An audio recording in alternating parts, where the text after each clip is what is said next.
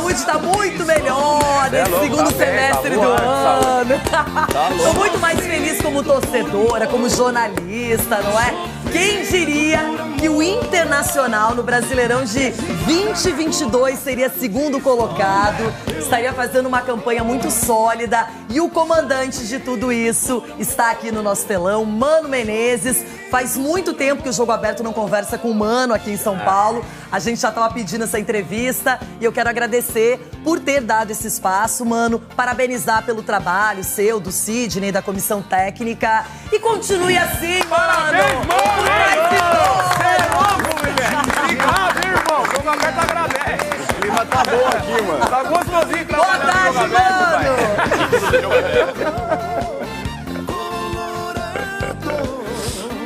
Boa tarde, Renata. Boa tarde a todo mundo aí do programa. Fico feliz por ter melhorado o bom humor. Valeu. Daí, já sei. Apresentador estando bem, todo mundo está bem. Isso. Né? Então, prazer falar com vocês depois de bastante tempo. Agora tenho já algumas coisinhas para falar, então podemos trocar uma ideia aí com os telespectadores. E a primeira pergunta é essa, Mano. Como é que você começou esse trabalho, organizou o time do Inter e transformou tudo isso numa campanha elogiável e até surpreendente pelo que foi o começo da temporada colorada?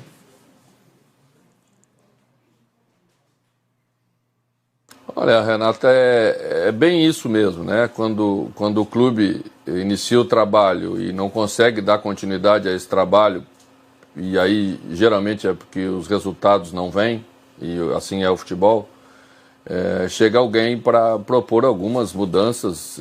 No meu caso, nós iniciamos o trabalho aí na terceira rodada do Campeonato Brasileiro.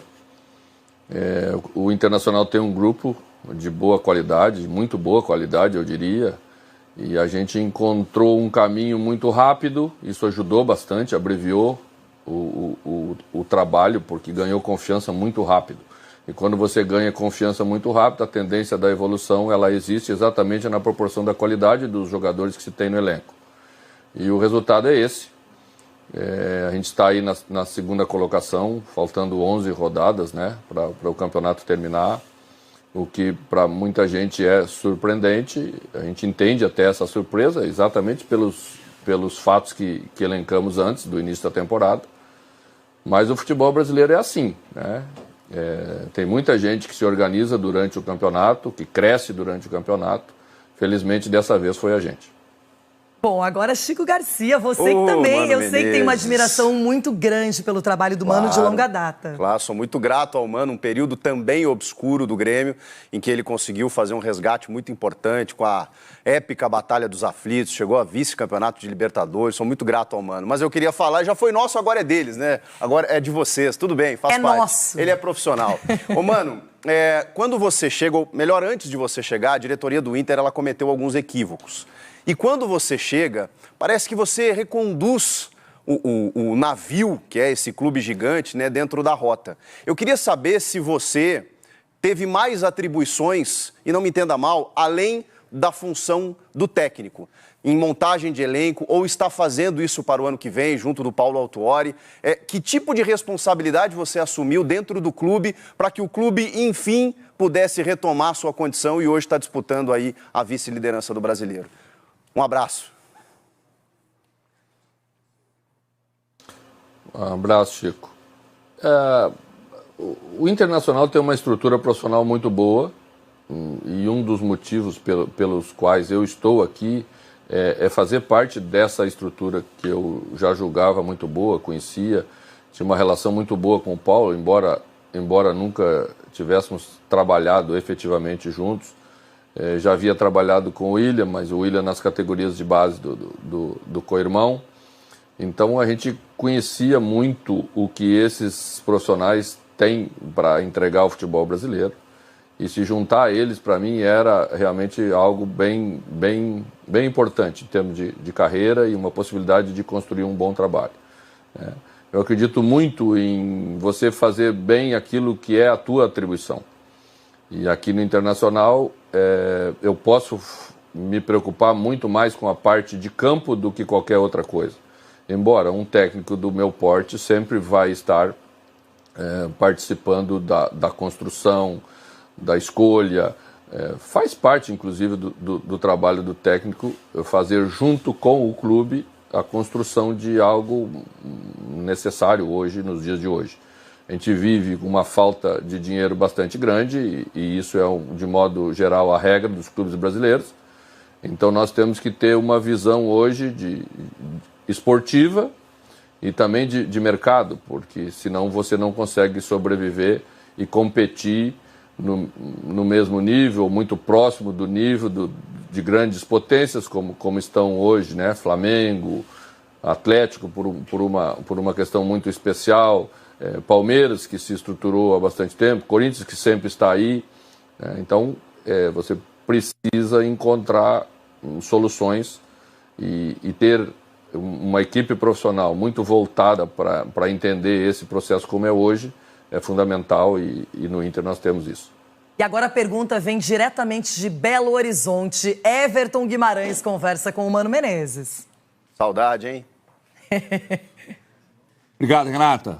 Abraço ao Mano. E tem saudade mesmo, porque o Mano sabe muito bem, e não estou fazendo média, que eu não faço média, que ele está no meu top 5 já faz muito tempo, mesmo quando ele nem no Brasil atuava. Eu quero aproveitar para perguntar ao Mano sobre esse momento que o futebol brasileiro está passando, né, de uma certa, entre aspas, invasão gringa.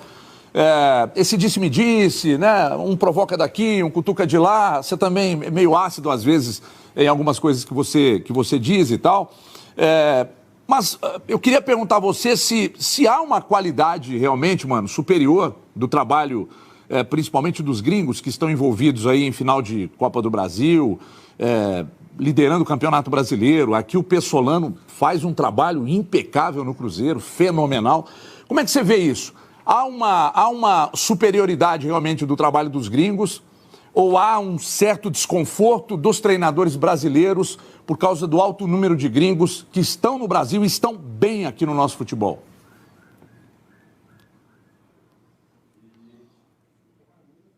Oi, Everton. Não, eu não acho que sou ácido, né? Eu tenho opinião e às vezes quando a minha opinião não é a opinião que vocês da imprensa têm, vocês classificam ela de ácida. Não. Eu acho que a gente vive um momento diferente no futebol brasileiro e eu julgo esse momento muito positivo para o futebol brasileiro. E sempre falei isso. Bons profissionais sempre agregam em qualquer lugar do mundo. Por que não seria assim no Brasil?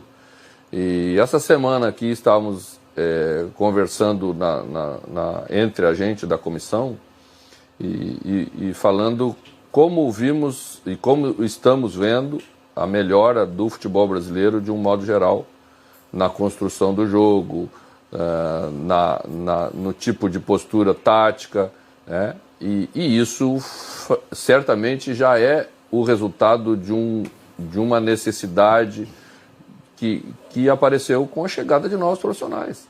O futebol é assim, né? E a gente tem que responder com qualidade de trabalho, a gente tem que responder com aquilo que é o essencial, que é dentro do campo. O resto, a parte de fora, sempre vai haver, né? A gente gosta da briga da Ivete Sangalo com a Cláudia Leite, a gente gosta da briga de fulano com cicrano. Por que a gente não gostaria da briga entre os treinadores, né? Isso aí rende bem. Eu não vejo problema nenhum em ter opinião diferente, em trabalhar em cima das questões que acreditamos. E também é bem possível que, embora sejam bons treinadores, alguns dos treinadores estrangeiros também se equivocam e às vezes falam alguma coisa que não é tão adequada ou tão politicamente correta, e isso gera algum tipo de reação e a gente tem que respeitar a opinião de todo mundo. E dali, Mano Menezes. Que agora isso, Capelanes, a sua pergunta. Vamos lá, grande Mano, Pera abraço só um pra pouquinho, ele. deixa eu só dizer uma coisinha antes. Os Donos da Bola, o programa lá no Rio Grande do Sul, eles estão em cadeia com o Jogo Aberto Nacional. Então tá todo mundo mesmo acompanhando o Mano Menezes. Muito obrigada, Meneghetti. Um abraço pra você. Capelanes. Vamos lá, Mano, um abraço pra você, parabéns pelo trabalho. Óbvio, a gente tem muito o que perguntar em relação ao Inter, mas pra não fugir muito desse tema, que acho que é importante a gente abordar, a gente tá em vias de uma Copa do Mundo e o Tite já declarou oficialmente que não vai ficar, independentemente de título ou não. Aqui, na minha opinião, o Abel Ferreira, de muito tempo, de 3 pelo menos anos pra cá, faz um trabalho irretocável no Palmeiras. Você entende que, sem o Tite, talvez o Abel Ferreira fosse o nome mais preparado para assumir a seleção brasileira no próximo ciclo de Copa do Mundo, Mano? Boa tarde.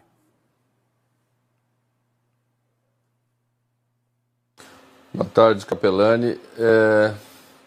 É muito difícil a gente opinar sobre qual o treinador que está melhor preparado para ser o próximo treinador da seleção brasileira. Não consigo te dizer isso, embora concorde em gênero e número e grau que o trabalho do Abel é um trabalho excepcional há bastante tempo à frente do Palmeiras. Mas isso vai caber a quem de direito escolher, né? Eu já ouvi aí na semana passada alguma coisa sobre o Diniz, já ouvimos há algum tempo atrás sobre o Cuca, sobre o Renato, sobre o Rogério, né? Então temos grandes treinadores e acredito que o trabalho é muito especial, né? Especial e diferente. Posso falar com conhecimento de causa porque estive lá, né? Você na seleção é muito mais um selecionador do que um treinador de futebol. Porque o que faz muita diferença é as escolhas que você faz durante o período de preparação, geralmente de 4 anos, quando se consegue completar o ciclo, né? Penso que é isso que estamos fazendo bem feito para essa Copa do Mundo, que estamos aí com um ciclo de 6 anos com o mesmo técnico, e acredito que vamos colher os frutos desse trabalho contínuo, bem executado, muito criterioso que o Tite está fazendo, e eu espero mesmo que o Brasil chegue com as condições de poder disputar para vencer a Copa do Mundo. Mano, rapidinho, você aceitaria voltar para a seleção brasileira se o convite acontecesse? Renata, eu não acho que ser técnico da seleção brasileira é que nem você trocar de roupa, né? Eu já estive lá, já tive a oportunidade de estar lá, fiz o trabalho que achei que era o mais adequado para aquele momento para fazer. E penso que o técnico deve voltar para a seleção brasileira, especificamente no meu caso falando, quando você apresentar algo que te credencie, que te dê lastro, que dê confiança para estar lá novamente. Acho que preciso, se um dia isso acontecer, entregar conquistas, entregar vitórias nos próximos anos. Aí lá na frente, quem sabe, podemos pensar nisso novamente. Hoje não penso, hoje penso no internacional e dar o melhor que eu devo dar aqui, representando o torcedor colorado. Já pensou se em novembro, com um título brasileiro, puder pensar melhor nesse assunto? Eu ficaria feliz da vida. Rapaz, mas você tá numa pressão, né? Não, vou parar.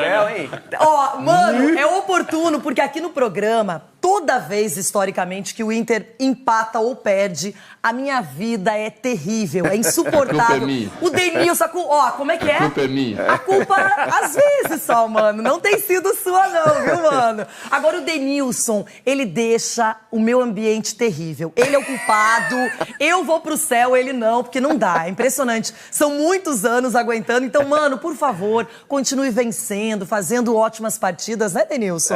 Pro meu bem, pro bem do programa, pra saúde mental. Nesse caso, eu tenho que agradecer o Mano, que estamos passando umas semanas boas aqui no Jogo Aberto. Mano, um abraço pra você. Estende o meu abraço ao Sidney, o teu fiel escudeiro aí já de um bom tempo. Foi meu companheiro no São Paulo. Então, um beijão também pro teu auxiliar. Voltar a falar um pouquinho de Campeonato Brasileiro, olhando o calendário, principalmente os próximos 3 jogos, não só do líder Palmeiras, mas também do Internacional. Você acha que dependendo dos resultados aí o campeonato já vai estar definido? Pro sim, pro não? Obrigado por você estar atendendo a gente, cara. Prazer falar com você. Oi, Denilson, o prazer é grande também. eu vejo aí que o sofrimento é recíproco, né? Não é só por parte da Renata, também tem o teu, e é característica do programa. Então, vamos pelo menos fazer a nossa parte para deixar a Renata feliz, que já é meio caminho andado. Boa, inteligente. O campeonato tá muito disputado na classificação para Libertadores, está muito disputado. A gente tem o nosso foco muito forte nisso. E desde o jogo do Avaí, se eu não estiver enganado, eu usei internamente uma frase e os jogadores entenderam bem o que eu quis dizer. Mas tem um sonhozinho lá no final que a gente não pode abrir mão. Não temos o direito de abrir mão, pensando no respeito que temos que ter pelo torcedor colorado. E se alguém pode ainda ter uma ponta de sonho, somos nós, o Fluminense, que estão mais próximos aí do líder Palmeiras.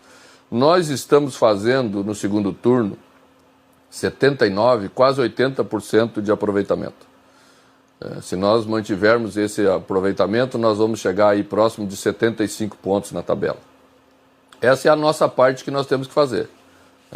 O que vai acontecer para frente, o que vai acontecer no paralelo, bom, as próximas rodadas podem mudar isso ou podem manter aquilo que está o campeonato. E aí o Palmeiras aumenta cada vez mais as suas chances de confirmar o título. Se não, bom, aí quem sabe podemos ir um pouquinho mais além do sonho, mas aí temos que esperar, temos que continuar fazendo a nossa parte, que não é fácil. Estamos com 80% de aproveitamento no retorno, isso é acima do líder do campeonato, em termos de aproveitamento que ele tem durante todo o campeonato até aqui. Mas, ao mesmo tempo, o Palmeiras tem grandes adversários difíceis a serem batidos nas próximas rodadas, nós também vamos ter todo jogo é difícil. A gente jogou com o Cuiabá aqui no sábado passado, chutou 15 bolas, os caras chutaram meia bola no nosso gol, mas o jogo terminou 1-0 e ainda tivemos um lance, que foi pro VAR de pênalti no final do jogo, quase que deixamos escapar. Então, a gente não pode descuidar de ninguém. Temos 2 jogos em casa na sequência, que são Bragantino e Santos. Vamos pensar neles, um de cada vez, depois podemos falar um pouquinho diferente ou manter esse discurso real, com os pés no chão, focado naquilo que estamos disputando hoje, nesse momento, que é a vaga direta para a Libertadores e que está bastante difícil de conseguir também. Gostei, sensato, pé no chão, é por aí mesmo. Agora o nosso comentarista mais jovem, aquele que chegou por último, o nosso Juvena, vai perguntar pro Mano Menezes, olha a responsabilidade, que honra, hein? Que moral. Hein, João Pedro Sgarbi, sua pergunta. Mano, primeiramente um prazer gigantesco estar podendo falar com você, é muito bacana pra mim com essa idade, assim, tá tendo essa oportunidade legal. Mas, mano, minha questão é sobre uma notícia que saiu bastante essa semana do Edenilson, cara. O Edenilson é um cara que tem uma importância muito grande no Internacional nesses últimos anos e começou a sair na mídia, enfim, sobre uma insatisfação, que não tá bem. E você, como um cara experiente, que também passou por seleção, campeão, tudo, e como treinador do Inter, como você vê essa situação? Se é reversível esse clima assim com a torcida e tudo? Abraço, tamo junto.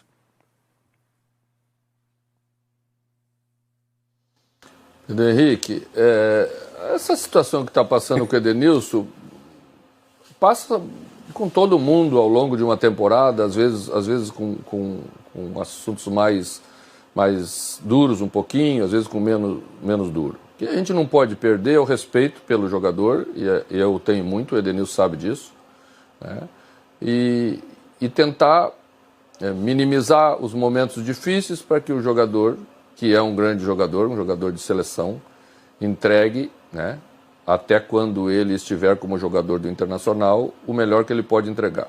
E ele tem se colocado sempre à disposição para tudo. É um jogador que é muito profissional, muito correto, e a gente tem muito orgulho e muito carinho por ele, e vamos sempre fazer o melhor que a gente puder para tentar ajudá-lo. Ele tem uma ideia de sair no final do ano, que é justa, talvez seja bom para todos, mas eu sempre falo o que falei para o Dourado, quando pensava a mesma coisa. Se é essa a decisão que vamos tomar lá no final do ano, vamos tentar fazê-la né? Fazer a saída com o melhor nível possível, né? Com a melhor colocação possível no Brasileiro, com a melhor finalização dele como atleta no Internacional, para se sair pela porta da frente, que é o que a gente quer para todo mundo, principalmente ele que construiu uma carreira tão bonita aqui no Inter. Eu concordo, e eu fico muito triste como torcedora, porque o Edenilson é craque. É diferenciado, é jogador que tem futebol que poucos têm no Brasil, independentemente da idade. E eu gostaria sim que ele continuasse, mas acho que o jogador tem que querer e a torcida também tem que colaborar. Mano, tem só um recadinho, a gente vai seguir o papo.